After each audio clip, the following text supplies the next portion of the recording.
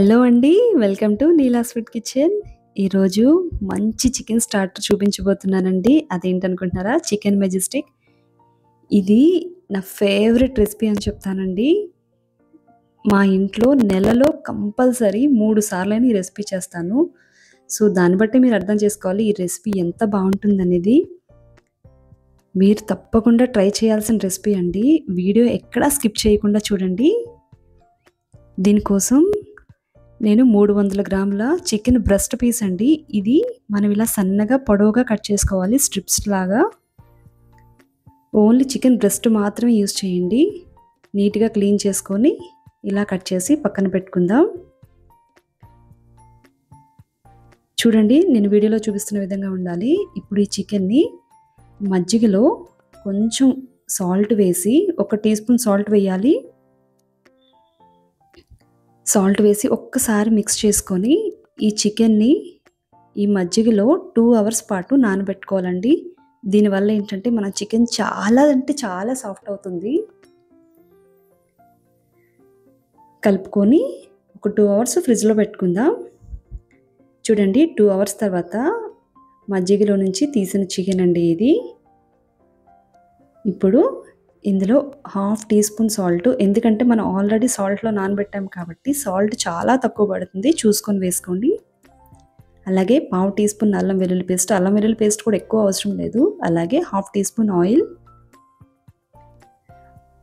ఒక full egg వేయండి. 300 grams of చికెన్కి ఎగ్జాక్ట్గా సరిపోతుంది. ఇందులోనే 2 టేబుల్ స్పూన్ల కార్న్ఫ్లోర్. ఇన్ కేస్ మీకు పిండి పల్చగా అనిపిస్తే కొంచెం పిండి యాడ్ చేసుకోవచ్చు, ఏం పర్వాలేదండి. ఒక్కసారి మిక్స్ చేసుకోవాలి. మనకి ఏదైనా చేత్తో కలిపితేనే సాటిస్ఫాక్షన్ ఉంటుంది కదండి, మన ఆడవాళ్ళకి ఏదైనా సరే. చక్కగా చేత్తో మిక్స్ చేసుకొని ఇలా కలిపిన పిండిని ఒక 1 అవర్ పాటు మళ్ళీ ఫ్రిడ్జ్లో పెట్టుకోండి. దీనికి కొంచెం ప్రాసెస్ ఎక్కువే పడుతుందండి, తప్పదు మరి. ఇప్పుడు వేడి వేడి నూనెలో ఈ స్ట్రిప్స్ని వేసుకోవాలండి. ఈ స్ట్రిప్స్ వేసిన తర్వాత ఒక 30 సెకండ్స్ పాటు దాన్ని కదపకుండా అలానే వదిలేయండి. మీరు వెంటనే గరిటె పెట్టి కలిపారంటే మొత్తం అంటుకుపోయి పిండంతా ఊడి బయటకు వచ్చేస్తుంది. చూడండి, 2 to 3 మినిట్సే ఫ్రై చేయాలండి. ఈ కలర్ వస్తే సరిపోతుంది. ఇప్పుడు రిమైనింగ్ వన్ని ఫ్రై చేసుకుందాం. కరెక్ట్గా మీరు టైం పెట్టుకొని 3 మినిట్స్ ఫ్రై చేస్తే సరిపోతుందండి, అంతకన్నా ఎక్కువ అవసరం లేదు.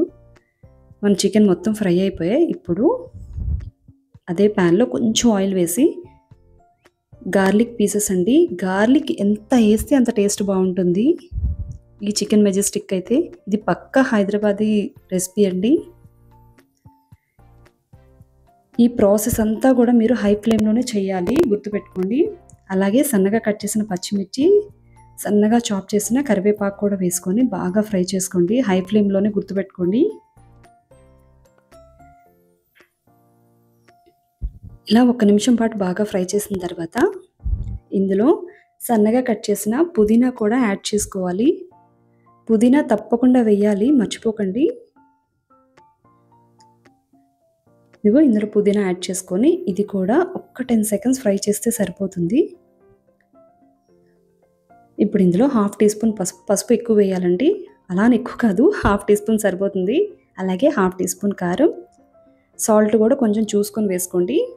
అలాగే 1/2 టీ స్పూన్ ధనియాల పొడి, 1/2 టీ స్పూన్ జీలకర్ర పొడి వేసి ఇవి కూడా 1 నిమిషం పాటు ఫ్రై చేసుకున్న తర్వాత 1/2 teaspoon dark soya sauce అండి, లైట్ సోయా సాస్ కాదు, అది కూడా వేసి ఇక్కడ నేను 150 గ్రామ్స్ పెరుగు తీసుకుంటున్నాను. పెరుగు వేసుకుని 1 నిమిషం పాటు హై ఫ్లేమ్లోనే ఫ్రై చేసుకోండి.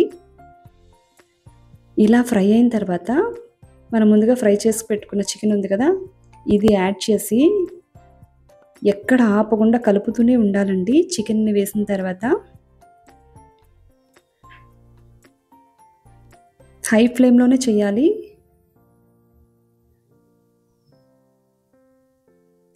ఇలా 2 నిమిషాలు మనం బాగా ఫ్రై చేసుకుంటే ఈ పెరుగు అంతా కూడా చికెన్కి చక్కగా పడుతుంది. మీకు పక్కా రెస్టారెంట్ స్టైల్ అండి.